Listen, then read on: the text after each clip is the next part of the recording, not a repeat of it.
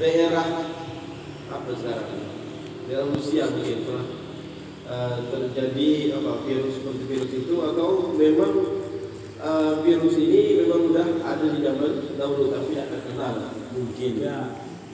Juga ulama Yaman, seorang dokter, dalam kitabnya Fikih Tahulat ini seorang sebuah ilmu yang baru-baru dicetuskan penamaan ilmu ini. Jadi perjalanan zaman ini sudah diterka Rasulullah, bagaimana kita nyikapinya, dan cara kita nyikapinya sudah diterangkan oleh Rasulullah. Maka dibuatkan namanya Fikih Tahulat. Jadi fikih membahas tentang kiamat, apa kita menyikapi zaman-zaman yang akhir ini. Nah, di antaranya beliau berapa tahun yang lalu mengarang itu sudah menyebutkan yang namanya virus corona, flu babi, terus virus corona. Jadi virus corona ini diciptakan memang ada virusnya itu, kata beliau, dikatakan itu memang ada tujuan ekonomi, ada tujuan politik, ada siasa atau dia itu ada tujuan ekonomi atau tujuan politik. Tapi itu udah berapa tahun yang silam, dan kami pernah belajar di antara lanjutan kitab-kitabnya ini waktu tahun 2016 atau 2015 beliau datang ke Indonesia. Jadi Abu Bakar Adli Al-Masyhur ini seorang rektor di Hadramaut. Nah, sekarang Imam Haddad dalam kitab Imdadul Fuad fi Manaqib Imam Haddad ini, dalam seorang artikelnya, suatu daerah ini kalau misal terjangkit virus yang namanya virus corona atau sebuah penyakit yang menular, kita dianjurkan membaca roti buladan. Jadi banyak manfaatnya. Diceritakan ada juga sebuah daerah, ada orang ini kapalnya ini karam. Jadi mau mencari pulau terdekat. Kalau dilanjut ini bakalan tenggelam. Mampir di pulau yang terdekat tersebut, kita mendengar suara orang baca ayat di dekat itu orang baca roti. Sekali dicek tidak ada orangnya. Yang rupanya para jin penduduk pulau tersebut yaitu membaca roti. Karena roti ini juga awalnya diciptakan untuk mencegah, yang paling penting akidah. Di Yaman itu dipinta seorang imam Haddad dipinta untuk menjaga akidah. Soal akidah sudah terbiur dengan akidah-akidah yang sesat. Maka minta untuk terjaga akidah, di antaranya biar terjaga dari wabah penyakit. Maka beliau, kita mengkaji kitab beliau, yaitu kitab Nasihiyat Duniyahnya, Nasihat Agama, dan kitab ini kutipan dari Ihya Ulumuddin. Kebanyakan pasti kembali ke Ihya Ulumuddin. Walaupun beliau tak melihat, bisa ngarang. Kalau kita ini bisa melihat pun tak pernah ngarang. Paling ngarang cerita. Wal amil bi ta'at, maka orang yang melakukan ketaatan yakunu fi farhan murtabitan ala dawam, maka mereka ini akan senantiasa senang. Yazidu farhu wa artibat ala amamar ayam, senang terus menerus setiap harinya. Wal amil bil maksiatillah, dan mereka yang maksiat kepada Allah, tarihum mahmumun, mereka akan susah dan sumpah.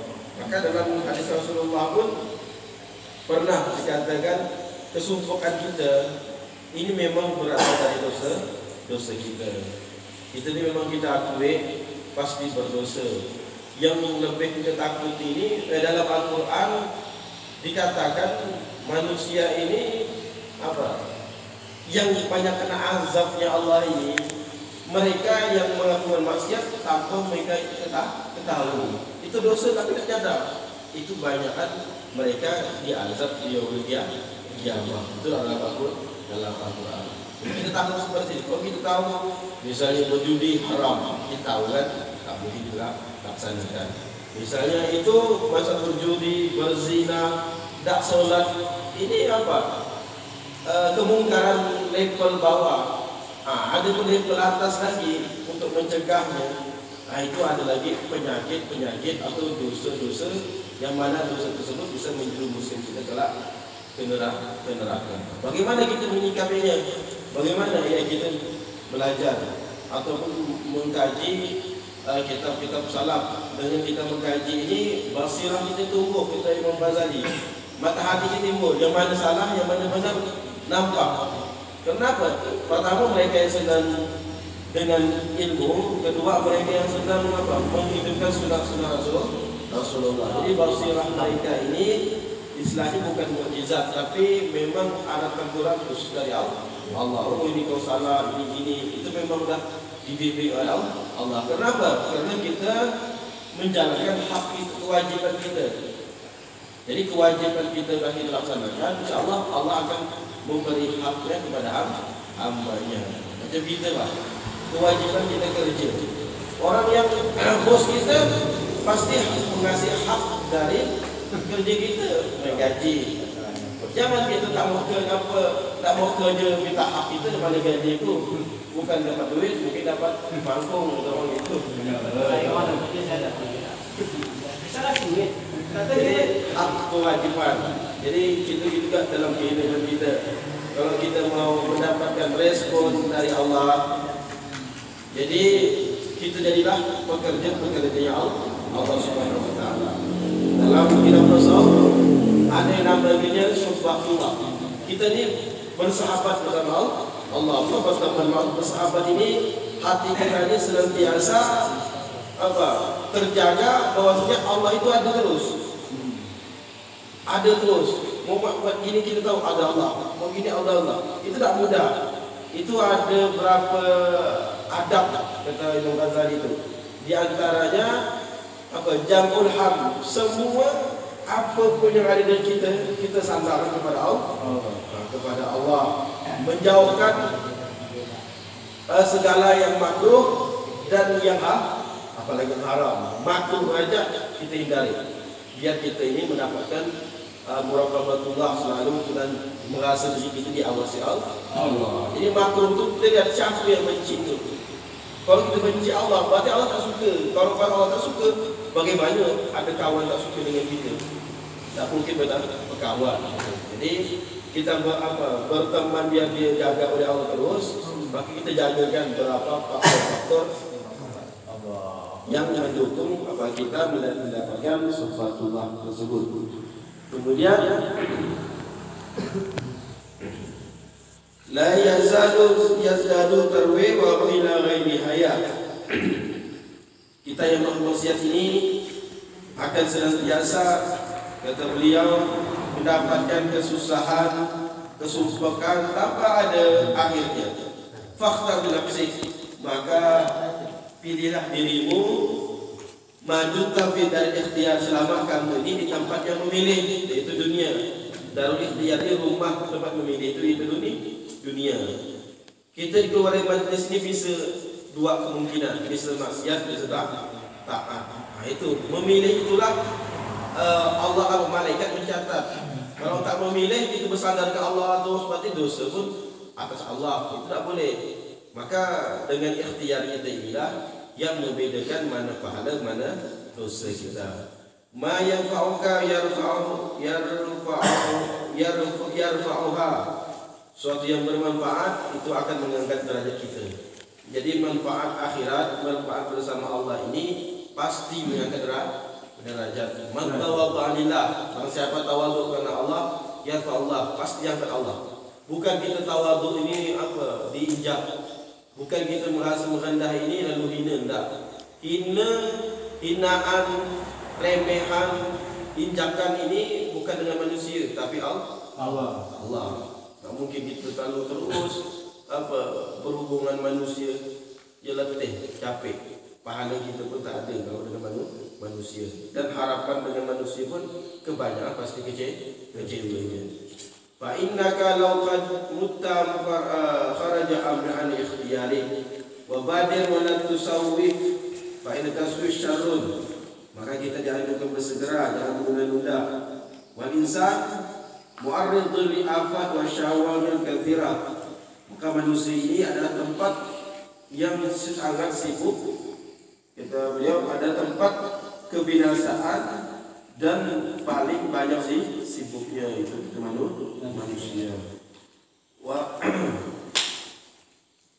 Wa qultu li anna laula la yaqulu fil aqsal ila hajil kaslan. Nah, kita biasa mengatakan kalau seandainya biasa gitu kan.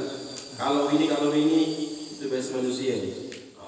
Kalau ini atau berandai-andai ini adalah kata Imam Haddad la yaquluha, tidak mengatakan hal tersebut orang yang sering mengatakan hal tersebut kecuali orang yang malas.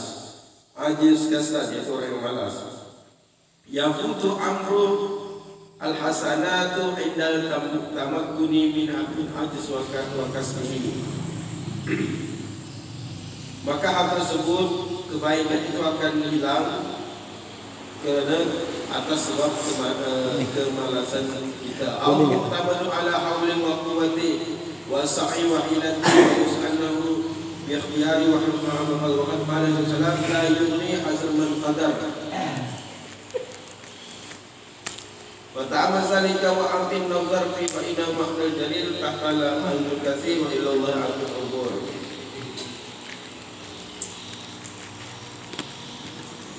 Kemudian ada posisi seorang atau keadaan seorang yang menyangka fama zanna annahu yutib summa la yatub ila Allah tauban sayyan fa innahu ta'ala yaqulu. Ada yang kita menyangka diri kita, hati kita ini berdosa, kemudian tidak mau bertobat kepada Allah dengan taubat nasuha, yaitu taubat benar-benar taubat. Dia menyangka ini Allah ini Maha Pengampun, Allah itu Maha Rahman, Rahim, Ghafar katanya. Allah sudah rasa cinta Allah sudah beri pada kita dan Maha Pengampun. Dan hati ini seperti itu. Tak mau bertobat sungguh-sungguh. Beda yang Allah senang ini seperti ini. Bertobat tapi benar. Tak mau 100%. Tak mau mengulangi lagi. Tapi suatu ketika itu dia lalai mengulangi lagi. Itu masih senang. Dibandingkan orang apa? Tak mau bertobat tapi menganggap orang Allah itu Maha Pengampun. Begitu juga kadzalika yatakasal an ta'at. Maka begitu juga mereka yang malas atas ketaatan dan sibuk atas wa yashtaghilu an bil umur dunya, sibuk menjauhi ketaatan atas sebab perkara dunia. Wa yatawahhamu ma'a dzalika, dan mereka menyangka Allah Ta'ala sungguhnya Allah itu yakrimu, memuliakannya dan menangkannya nanti kelak derajatnya di sisi Allah. Maka kalau orang ini menyangka dirinya seperti itu, al-mutamannin maghrur, itu angan-angan yang tertipu. Jadi tipu daya setan ini dikitabkan Imam Ghazali dalam sebuah kitab. Kita taat pun jangan aman-aman. Udah aman itu udah mati. Udah mati itu aman. Kita taat, kita ibadah, jangan kita merasa itu apa paling benar. Yang nama setan ini tak mungkin membiarkan kita dalam selesai tugas dia. Udah alim, udah taat. Tidak. Semua ini cuma kondisi, posisi, status sosial di masyarakat ya. Ada yang ustaz, ada yang kiai, ada yang pengusaha, ada yang pedagang, ada yang petani, ada yang peternak. Itu status sosial di mata manusia. Jadi menggapai keridhaan Allah seperti apa? Tergantung ditarik ke mana jalan mereka ini. Apakah ditarik ke neraka atau jalan sesuai dengan atau jalan setan, maka terjerumus. Kalau yang baik, ulama yang baik, ustaz-ustaz yang baik, tentunya ini tidak bisa menjerumuskan, bahkan itu dapat mengangkat derajat dan kelak di akhir. Maka walaupun setiap pahala yang besar itu pasti pengorbanan sangat besar. Kalau misalnya seorang guru atau seorang ustaz merasa dirinya punya kelebihan dalam hatinya, ini murid punya posisi bahwasanya kita ini dipandang Allah itu lebih. Nah, itu adalah tertipu. Maka seperti ini harus cepat dikejutkan. Jangan sampai meninggal dunia tak berasa bahwasanya itu tertipu. Maka pentingnya belajar, walaupun dah jadi guru, pentingnya belajar pada pertempuran. Kita pertempuran terus. Nanti ilmu ini bisa menegur kita. Itu dari basirahnya Allah Subhanahu Wa Taala yang diberikan kepada manusia. Kemudian wazalika inna Allah Taala yaqulu wa qawlu haqqun wa lillahi ma fis samawati wa ma fil ardh liyajziyal ladzi aswa'u bima 'amila allazi ahsanu bil husna summa wasafa Allahu allazi ahsanu bil qawli allazi yajtanibuna kaba'ira al-ithmi wal fawahisha illa lamma inna rabbaka wasi'ul maghfirah. Jadi lamam ini mereka yang menyangka Allah ini luas pengampunannya. Walamma wasahnazu ala ayatil amad la yaquminhu.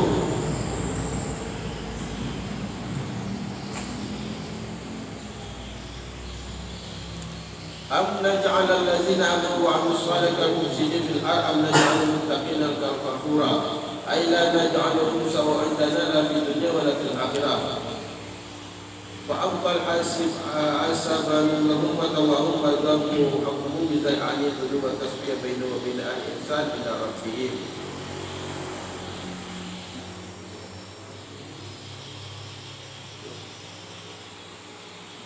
Adapun Imam Radat menerangkan Allah SWT menyikapi sikapnya malaikat dan para nabi dan hamba-hamba mukmin dalam kitab amal soleh dan menjaga mereka yang senantiasa melakukan amal soleh, yaitu mereka ini merasa takut wal khasyah wa ishfaq wal wajal bal ibadul mukramun la yasbiquna bil qawli wa hum bi amri ya'malun ya'lamuna baina aydihim wa ma khalfahum wa la yashfaquna illa liman taqa wa hum min khasyatil musyrikin.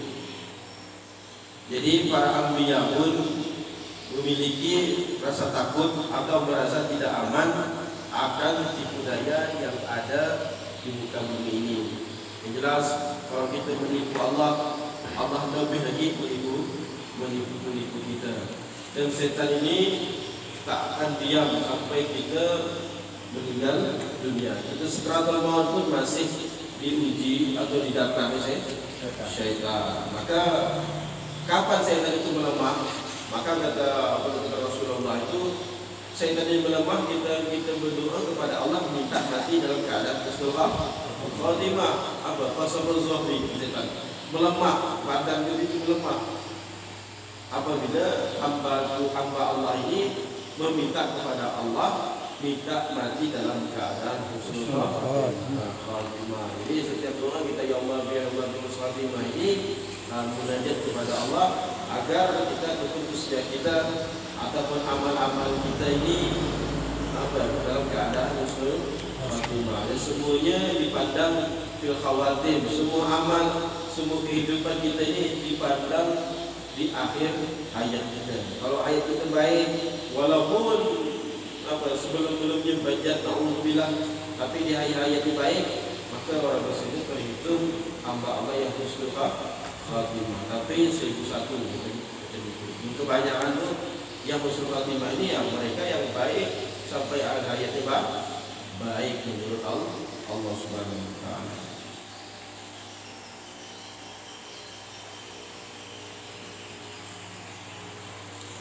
Jangan dipikir juga.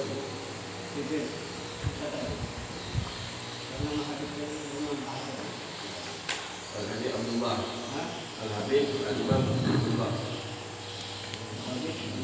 Abdullah Alwi bawa tanda Abdullah.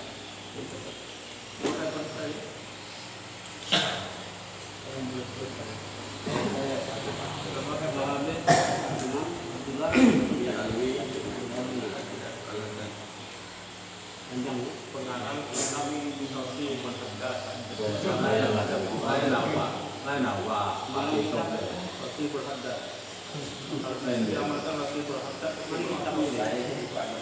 Malam. Paling tinggi awak nanti masuk ke mana? Pasti bersedat. Khotib biasa kau di Jawa sering cakap baca itu dibaca. Pendopo biasa. Pendopo. Kebelasan. Itu pendopo ya jadi. Mainan di pondok. Anak.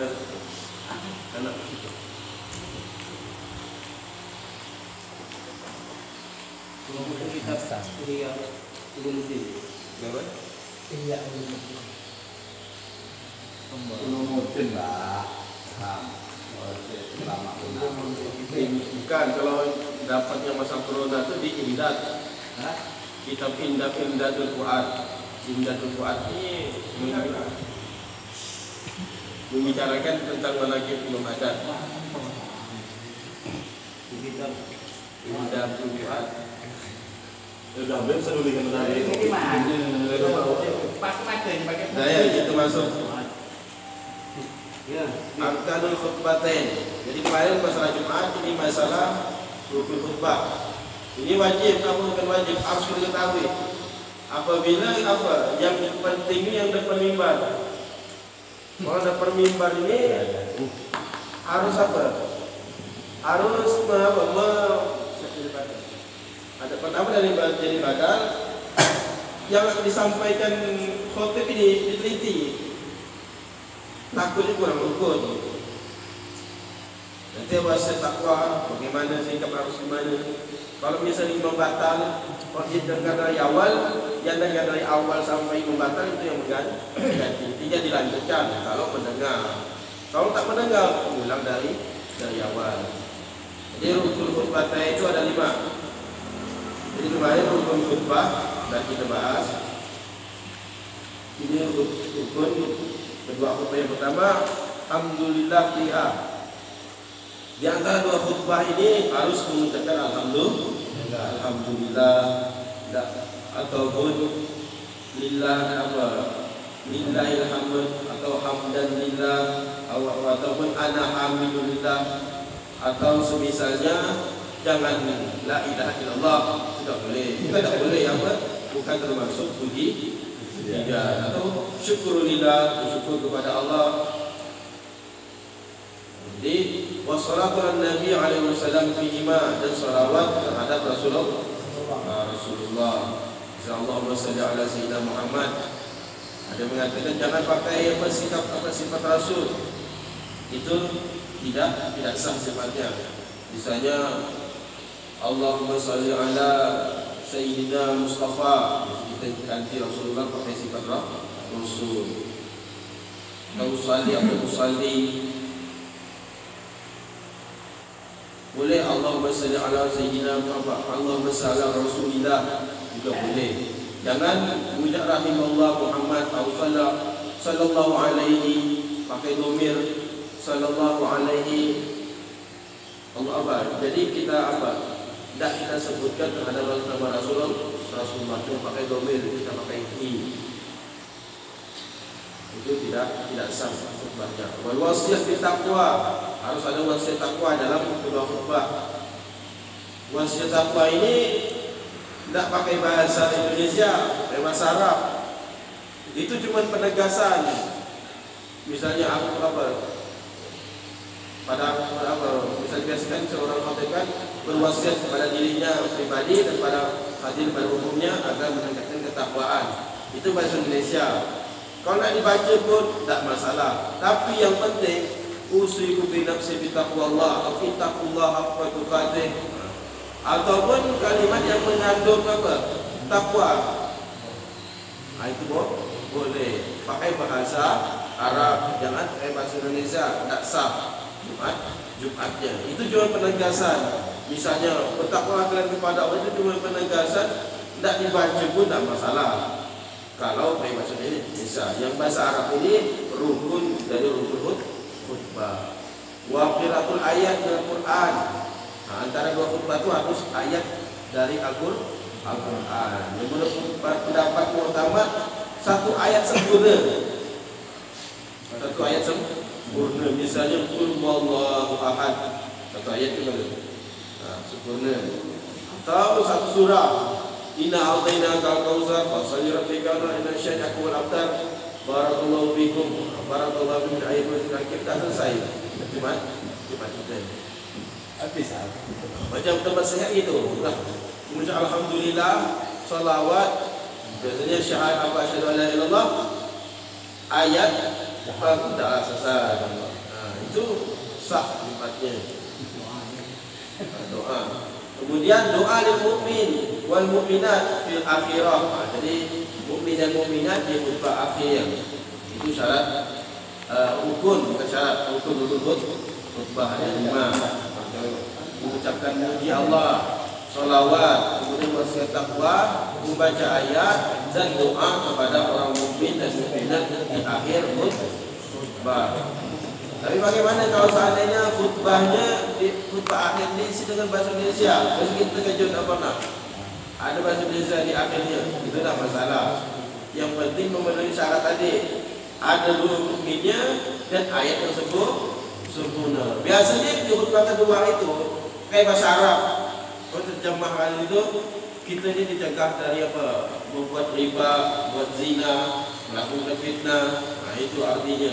Tapi karena kita terangkut dalam bahasa Arab, maka kita baca pakai bahasa Arab. Apa boleh diubahkan Indonesia? Boleh.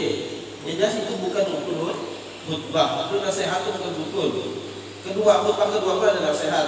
Tapi kebanyakannya di sini digunakan pakai bahasa Arab. Itu khutbah kedua. Itu rukun ada 5. Kemudian syaratnya, syarat khutbah itu ada 10. Ada 10. Ya kita ambil sedikit. Yang pertama bersuci dari 2 hadas. Seorang khatib ini tak boleh berhadas, kecil maupun hadas besar. Harus suci dari najis, baik itu dari pakaiannya, badannya, tempatnya.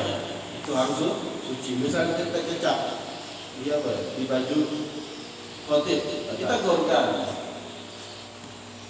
Apa kita gorkan? Walaupun apa Jumatnya apa kita gorkan supaya diganti Jumatnya. Kemudian menutup aurat. Mungkin seorang imam atau khatib itu tidak menutup aurat. Bahkan Jumat ini sebab Jumat ini apabila kalau berkait dengan pakaian, kalau misalnya ada seorang ulama karismatik, misalnya untuk menjaga muruahnya, menjaga wibawanya, dia tidak punya pakaian, cuma baju kaos dengan kepiah. Tapi kebiasaannya itu berimamah pakai baju apa? Baju jubah. Nah, ketika hari Jumat itu tak ada, tak hilang ataupun basah atau bagaimana, yang jelas tak bisa pakai. Maka orang tersebut jatuh Jumatnya. Kenapa? Menjaga muruah. Itu memang dibolehkan. Kalau kita power, biasa pakai gamis, pakai sorban. Ketujuh itu memang ada masalah, tak ada, tinggal apa? Baju kaos. Boleh hari Jumat? Boleh saja, tapi dia meninggalkan Jumat kerana alasan itu, maka boleh dengan alasan misalnya untuk menjaga muruah. Begitu juga orang bekas makan jengkol hilang, tak wajib Jumat. Itu kenapa? Menyakitkan penciuman orang lain. Sekiranya mempegang dengan kita, tak boleh Jumat. Begitu juga sholat jamaah. Kemudian harus berdiri. Khatib harus berdiri, tak boleh duduk. Kemudian antara 2 khutbah ini harus duduk sebentar, yaitu tumakninah. Biasanya di imam Muraqiqah baca salawat itu lepas dari tumakninah. Dan muamalah bainahuma, dan harus bikin kesinambungan antara khutbah pertama dan khutbah kedua ya. Wa muamalah bainahuma wa bainas salat, antara khutbah selesai dengan salat harus berkesinambungan. Jangan habis salat habis khutbah lama apa itu pula tahu atau ngangguk atau apa tak tahu. Itu tak boleh, harus berkesinambungan. Antakuna bil Arabiyah, harus pakai bahasa Arab buat khutbah ini. Bukan isi khutbahnya, tapi buat khutbah ini. Wa yusma arba'in, harus didengar 40 orang. Mendengar harus 40 orang. Kalau 40 orang tak dengar, tidak sah sifatnya. Beda 40 orang yang datang, ini 40 orang yang dengar. Misalnya rumah menyebab dia kedengaran orang pun khutbah, dia yang tayar dulu. Misalnya ketika apa imam apa khotib tasbih imam dengar cukup dari rumah, sedangkan dalam masjid itu kurang teko, 3 pak dia misalnya, sah jumatnya. Yang penting mendengar 40 orang, tak harus di masjid atau sibuk dalam perjalanan ini sambil mendengarkan seperti itu. Tapi masjid ini masih lebih dari 40. Kalau seandainya masjid kurang dari 40. Wa antakula fi waktu zuhur. Yang penting semuanya harus di waktu zuhur. Tidak sah sampai waktu asar. Mungkin yang ditanyakan sekitar apa materi pada malam ini? Ini kalau 8 ya. Itu yang ada orang sendiri. Terus ini kita untuk ilmu nih dari baca terus. Untuk aurat berdiri bagi Suci dari dua hadas. Ini paham semua nih. Boleh, satu-satu. Suci dari dua hadas semua. Di sini ada dua hadas aurat. bersuci dari hadas, kemudian suci dari najis pakaian, Suci dari pakaian. badan, tempat. Itu dua dari. Satu, Suci dari hadas. 2, 3, 4, 5, 6, 7, 8, 9, 10. Iya. Mana nanti menjadi ustaz jelas itu mana paham tuh. Dari satu lagi. Pertama ya, suci dari kedua hadas. Sudah. Kedua, suci dari najis. Iya, dua. Saya tepat. Kalau dari jatah dua yang bukan ibu Jawa ini, satu aku, satu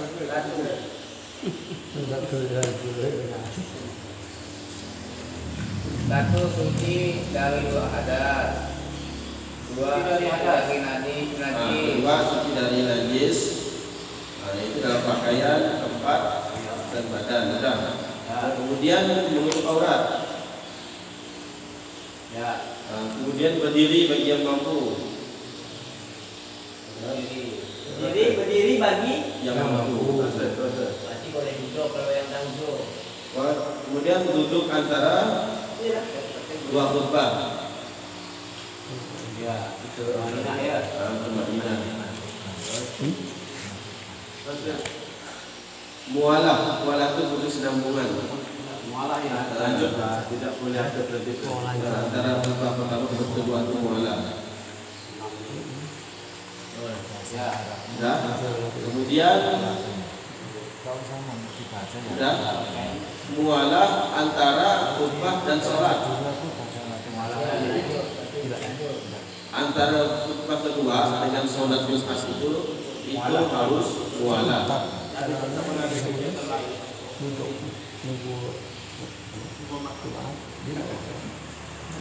Sudah, harus dan ada sesuatu. Itu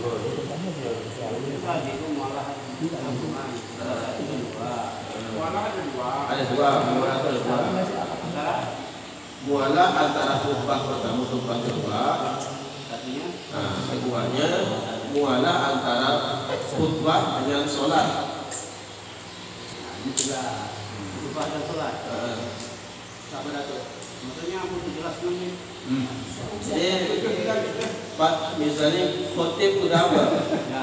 Udah selesai khutbahnya. Khutbah kedua udah selesai. Kan mau mendirikan sholat. Antara itu harus kan langsung mualah. Iya, paham kan? Kemudian pakai bahasa Arab. Al-lughatul arabiyyah afdalul lughat min Habis Pak Uli bakal Al-lughatul al-arabiyyah. An-nabaiti Didengarkan kan yang ke terakhir ke apa? Sesudahnya. Didengar apa didengar 40 orang. dengan 40 orang. Dan terakhir pada waktu subuh. Yang ingat saya pada waktu dulu Pak. Dia ditinggal mana itu jadi taksi. Bertanya gitu. Untuk menjadi Kan kita khotbahnya diserahkan tongkat. Apakah ketika khotib menyampaikan khotbah itu tongkat itu harusnya dipegang atau dikembalikan kan di apa mimbar itu kan ada tempat tongkat itu. Ada juga biasanya dari satu orang itu dibalikkannya. Terus malam. Iya. Cuma semalam. Tidak pakai tongkat. Jadi pemakaian tongkat ini biasanya kalau orang belajar apa kitab Banjar itu ada nama kitabnya fikih itu fikih tasawuf. Jadi pendapatan. Jadi ada ulama ini apa khutbah tidak pakai tongkat. Dibilang nggak sah. Karena kita didirikan yang mana fikih tasawuf, yang mana fikih ibadah itu harus minta. Kalau kita mengenal kita, oh ini kita kenal kitabnya salah kita ini. Jadi kalau dalam tasawuf itu hal yang sunnah itu wajib. Dengan tongkat wajib. Jadi kenapa? Alasan mereka itu ya dengan akal-akal mereka lah. Ngapa tongkat sampai wajib ini? Padahal kitab itu tidak ada menyebutkan apa tongkat itu beralasan seperti ini. Karena apa? Pakai tangan itu membagikan audien yang pertanyaan untuk ngomong. Ataupun kita banyak bergerak di sebelah ini. Dan kan kita khutbah suka kaku yang tidak apa. Karena sangat tadi tidak apa, harus berdiri. Mau bergerak pun tidak masalah. Jadi khutbah pakai tongkat ini itu sunnah. Karena Rasulullah itu pakai tongkat tidak pakai pedang. Kemudian dipegang dengan tangan kiri. Yang ngambil tangan kanan, kita pandaikan tangan kiri. Karena kita ini jelaskan apa secara detail. Pegang tangan kiri, paras wajah kita kemana depan apa? Depan para pendengar itu. Nah, itu seperti panglima perang. Bagaimana panglima perang memimpin perang? Seperti itu. Sunnah seperti itu. Mudah tongkat pun tidak masalah. Terus ini ada benefit daripada kondisi kita anak-anak baru dari pondok datang. Ini kan sering terjadi pembicaraan. Mereka lawat, mereka kan dulu kan menerapkan di tangganya limbah itu kan, lawat itu bisa ada kadang-kadang dari santri-santri itu baru kita langsung jalan tidak mungkin waktu lawat atau doa langsung jalan jalan. Kalau mereka dulu itu kan pakai tangga begitu ya, lawat pertama tangga ini dua tiga ya. Dan memang saya melihat di limbah Rasulullah itu ketika di Madinah itu memang tangga nih sampai ke atas nih tangga malah ada jadi gimana? Jadi ini dah menjadi problem di sekitar masyarakat dan kalau memperlambat ini ada pernah dibahas. Saya tapi belum tek langsung apa referensinya. Mau dengar orang debat di musyawarah fikih dan tak bisa. Jadi hukum ini kan tak bisa kita pastikan. Ini ada persoalannya memperlambat imam naik di atas mimbar. Apa hukumnya? Nah itu dibahas. Khotib di atas mimbar itu apa diperlambat? Apakah zaman Rasulullah ada seperti itu atau tidak?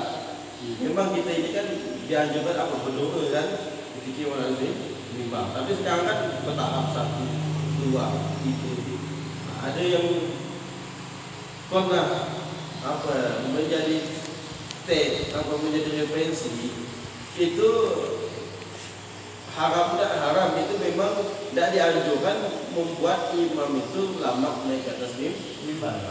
Tapi biasa ada bantahan lagi dan bantah ini belum dicari.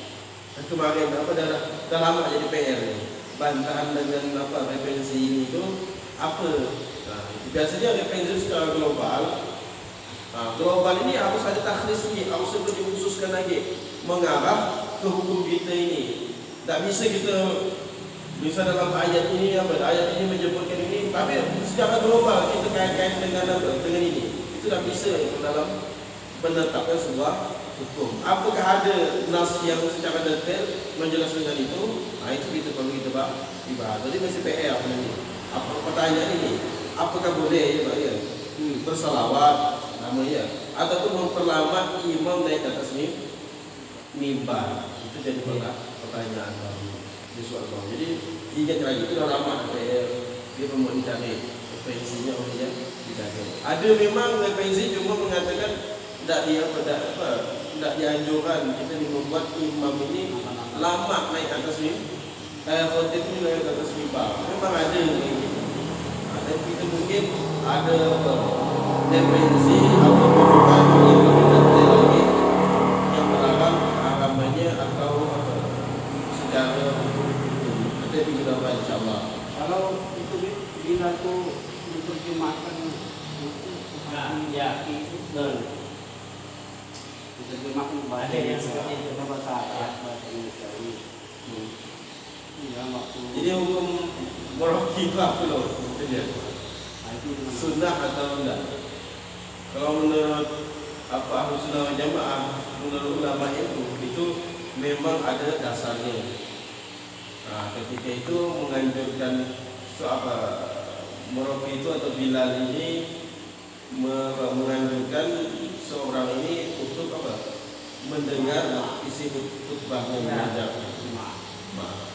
Apakah boleh pakai bahasa Indonesia? Ini kan tak ada teks mengharamkan atau membolehkan hendaknya. Yang penting intinya mengingatkan orang ini bahwa Jumat ini tak boleh ngomong, tak boleh bicara. Kalau ngomong tak ada Jumatnya, pahala Jumatnya tak sempurna. Kalau pakai bahasa ini, ya kalau meletak sumber dasar pengambilan dan membolehkan meroki ini atas dasar memperingat orang yang hadir, wajib diperbolehkan pakai bahasa Indonesia ataupun diterjemahkan.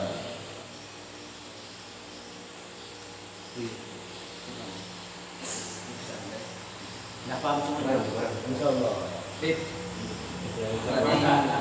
Kembali ke khotib anak-anak ini. Sebenarnya saya mau bertanya kawal tentang corona ini khotib loh. Ini Bib, misalnya beliau ini salah satu di Masjid Al-Ihsan Sing jadi Bilal. Di saat jadi Bilal, dia mengucapkan ma'asyiral muslimin sampai habis itu, tiba-tiba tidak ada satu khotib yang naik ke atas mimbar untuk mengambil tongkat itu. Diwajibkan itu Bilal naik ke naik jadi mimbar, naik jadi tidak Bilal. Karena tadi khotib ini mungkin persiapan buku yang biasa jadi pedoman tak ada. Tiba-tiba dia ini ada tapi tidak siap maju. Apa ke Bilal tadi itu diwajibkan untuk mengisi mimbar? Ya, tidak diwajibkan. Apa siapa pun wajib naik itu. Kalau yang mau. Misalnya apa terjadi yang menjadi khotib ini yang jelas orang mengerti, paham masalah rukun Jumat ini. Paham ngerti walaupun itu seorang meroki. Jadi kalau tidak ada satu orang pun yang mau naik, ya tak bakal Jumat kita di situ. Ya, seorang meroki itu naik ke atas mimbar. Sebenarnya sunnahnya khotib ini imam itu seorang khotib. Khotib itu jadi imam, sunnah itu. Tapi kalau tadi kembali khotib tidak ada yang naik, terus yang itu Bilalnya itu tidak tahu untuk naik mimbar. Apa yang terjadi waktu itu? Gitu kan? Tidak.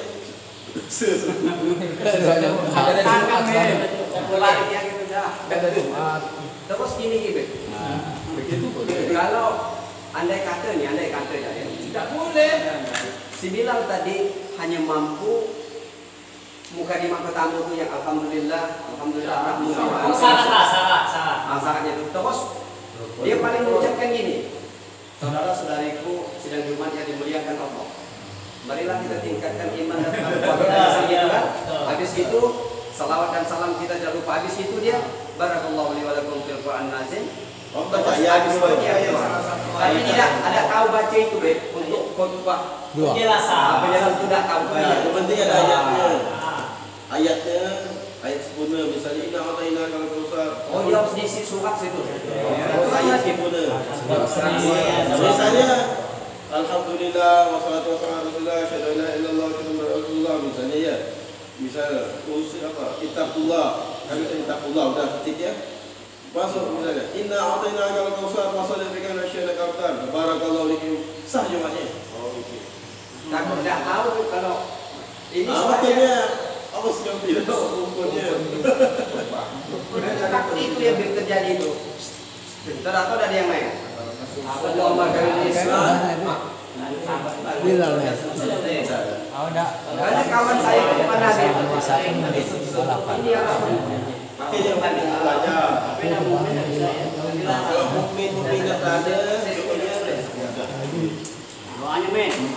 khutbah kedua kayak gitu juga doa pada mukmin mukminat misalnya udah alhamdulillah la nahmadullah wa nastaghfiruh misalnya Allahumma shalli ala Muhammad puasa tak lagi khutbah kedua ini kemudian Allahu fil muslimin wal muslimat wal mu'minat alayhi ta'awad ya rabbal alamin dah selesai. Tidak, maksud saya ini gini. Oke lah, mukadimah pertama dia kan biasa kan gini, misal alhamdulillah illadzi laka samawati wa fil ard asyhadu an la ilaha illallah wa la syarika lah lahu selanjutnya sampai usikum bi nafsi bi taqwallah nanti itu habis. Terus yang ini kan biasa kan gini, uang tuh naik pertama.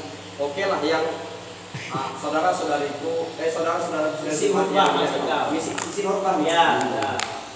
Jadi itu tidak ada tuh dan kembali ditutup dengan ayat Al-Qur'an ya, sobat ya.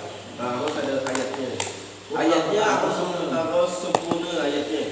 Kalau kan diartikan tidak perlu. Yasin sempurna tak ayat? Kalau Yasin paham.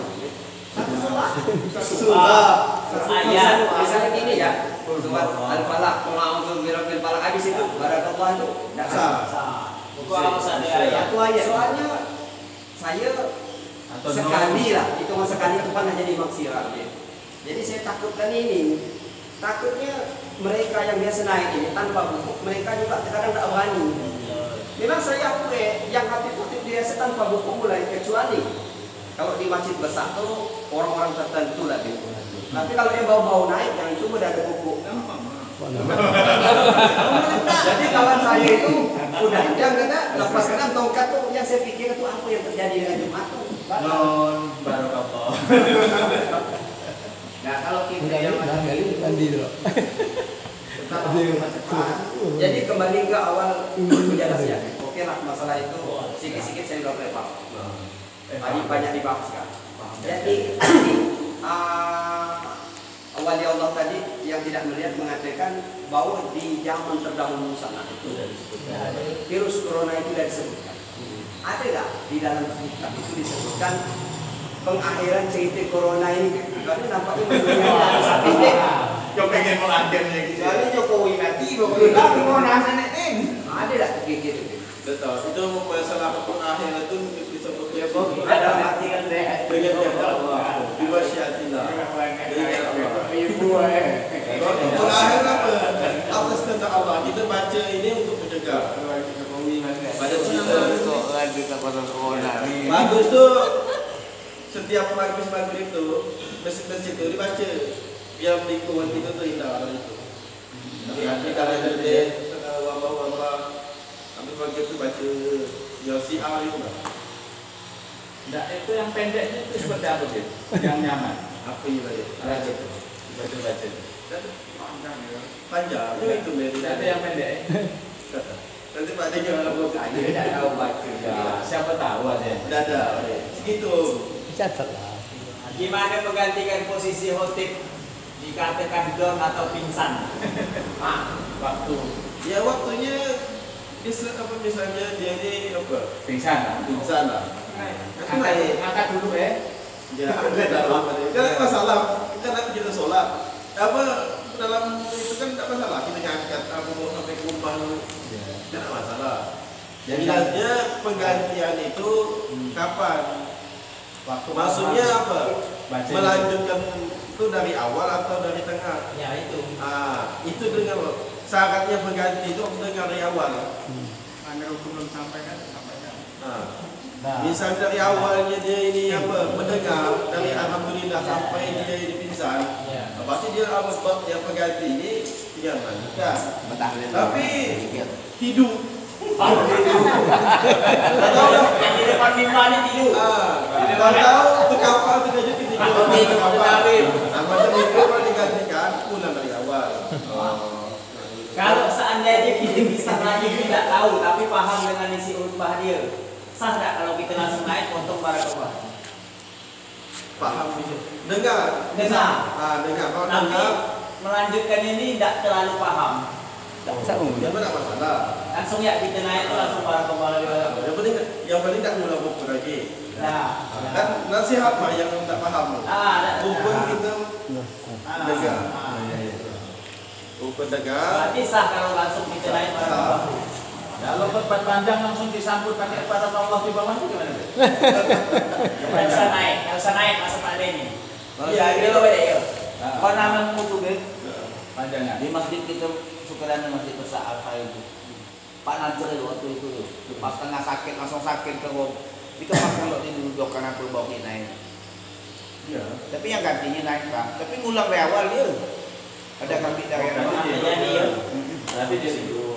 Pas langsung alhamdulillah tuh langsung begini langsung udah tidak pengangkat Dah gogia ya. Hah? Dah gogia. Ada bogel udah sakit berkat kamu. Ada jatuh apa? Dah jatuh apa? Udah megang tongkat begini ya. Mesti kau ada deh. Ada. Udah lama enggak. Punya sungkap ya. Hah? Bagaimana cara meneguhkan kelamaan anunya? Itu deh. Nah, kalau yang hotel lalu sampai panas nih. pakai rutin itu gimana nih? Di panas nih. Kami di dapat tuh kok ada waktu kami rumah pokoknya terlihat banget. Awak ganti. Lama. Kita ngajar buat. Dia bawanya kita tuh paling 15 menit 10 menit. Cuman dia yang bawanya nyot. Enggak menyadari itu gimana cara negur. Aduh gua ganti dia. Lanjut ke toh saham. Apa saya itu kalau Lanjut ke toh saham. Apa itu kau? Saat ditegur nunggu selesai. Selesai. Kami itu pernah Pak. Selama tuh Di sebulan itu Pak. Yang khutbah itu kan nggak salah. ya jelas itu sampai hampir salat zuhur. Ibrahim. kalau kalimat tuh Ibrahim. Orang yang pendek-pendek. Ada pertanyaan satu kita. Tadi Belajar. Kalau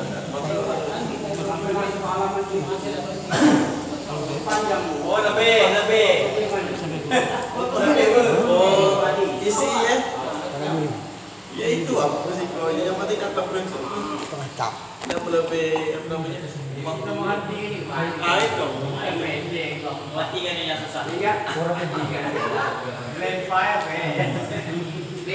Tadi kembali masih menjelaskan kita pertama. Tadi ada menjelaskan tuh tentang kita melakukan maksiat padahal kita tidak melakukan yang terlalu. Jadi sama. Jadi bisa tidak disebutkan beberapa titik apa yang kita lakukan. Oh di antaranya Kita tidak kase, tapi kata Allah dalam kitabnya melakukan maksiat. Untuk ini. Digambarkan dalam kitab budaya-budaya itu seorang ulama, digambar seorang ulama. Sebenarnya dia ini seorang ulama, seorang ustaz. Tapi niatnya ini dari awal itu bukan niatnya itu apa, untuk akhirat, tapi menggapai sesuatu yang berbau dunia atau jabatan. Ya. Pengen dimasuk, pengen dipuji, pengen itulah. Ya. Jadi anggapan dia ini apa? Dia ini merasa tak sadar bahwa itu apa? Hatinya salah seperti itu. Tak sadar ada takut. Tapi di ayatnya orang seperti ini ditakutkan mati dalam keadaan surah Al-Jum'ah. Kebanyakan seperti itu. Tak merasa. Kenapa? pikir ustaz kan memegang apa semua dalil, gitu kan. Jadi dah tahu dalil haram hukum enggak. Tapi kalau masalah ini kan bukan masalah dalil, itu kan masalah ilmu apa? Ilmu tasawuf tentang masalah hati. Jadi mempelajari sedini mungkin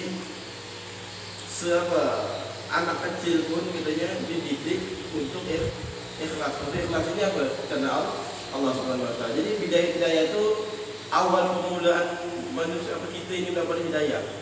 Jadi diberi kita dulu. Jadi dari kecil harus sedini mungkin katanya dipasang niat itu yang baik. Yang baik adalah mengenal Allah. Ataupun dalam kalau dalam muamalah kita yang awam ini, misal transaksi ataupun buat omongan kita dengan orang, seakan-akan omong kita ini bagus, tapi itu menurut saya kata jelek, apa salah. Tanpa kita sadar itu berdosa, tidak sejalan dengan saya. Itu karena tidak ada pengetahuannya. Misalnya muamalah, kebiasaan Muhammad ini nukar beras.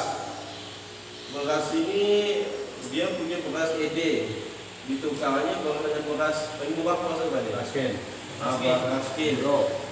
Punya Muhammad mau makan beras ED, dia punya beras skin sekarung, 2 karung lah. Dia punya beras skin 2 karung.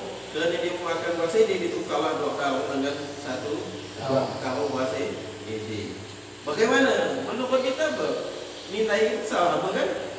Misalnya jumlah total sama lah, tapi menurut saya itu salah. Ada ribanya. Kalau makanan sama makan, kalau itu ada ukurannya dilebihi, itu riba. Riba cuma 3, makanan, emas dan perak. 3 ni lah. Misal power, mau tukar Fortunernya. Misal saya ada mobil Hammer, power dengan Fortunernya buah hampir 5 ni katanya. Sebuah. Kan 2 kan? 1. Riba tu tak? Tidak riba. Kenapa? Itu barang, bukan makanan, bukan emas dan perak. Ngapa duit?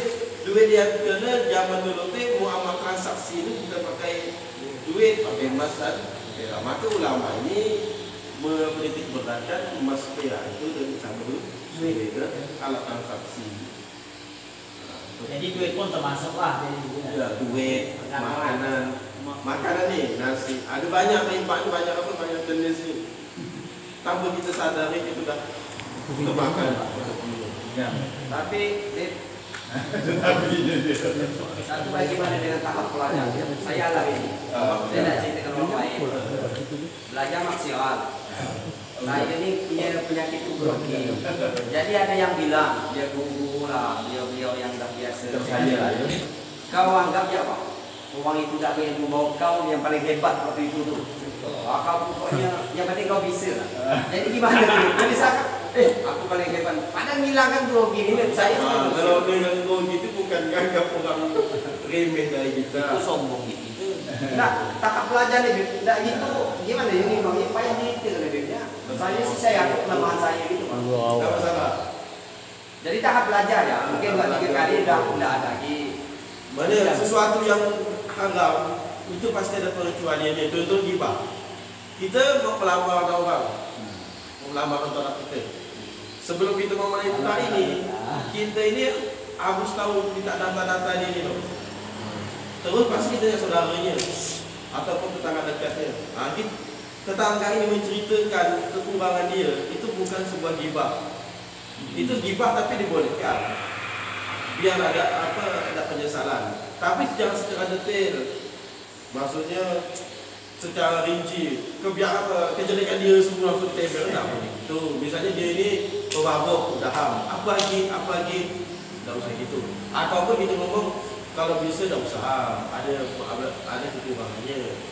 Itu bukan gibah namanya. Ataupun Pak D misalnya mengadukan ke kepala desa, akan misalnya ada preman misalnya di sini ganggu si fulan ni katanya sering mabukan, sering gini-gini bikin apa masyarakat itu apa tak tenang. Nah, ngomongkan kejelekan dia itu tidak apa? Tidak hibah. Kenapa? Untuk kemungkaran, mencegah kemungkaran dia. Berarti ada pasal-pasalnya Pak. Untuk pengamanan.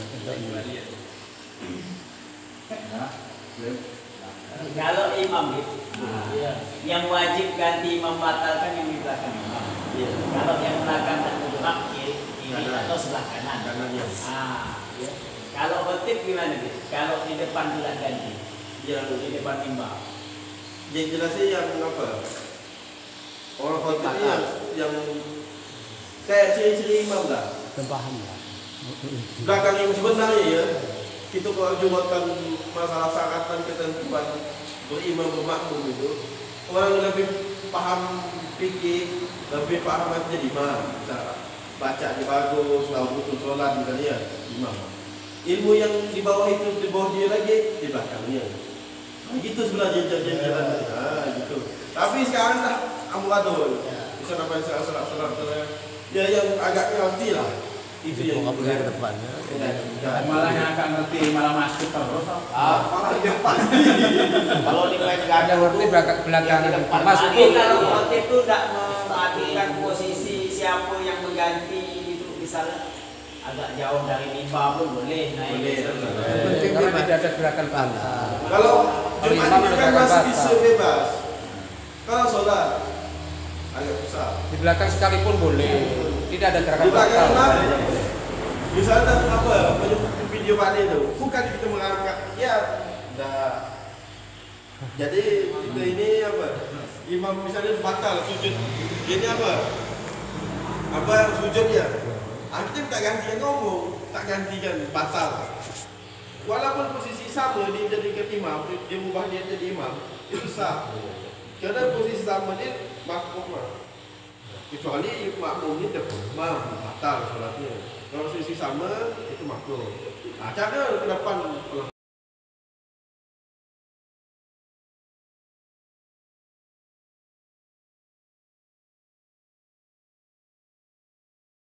Sampaikan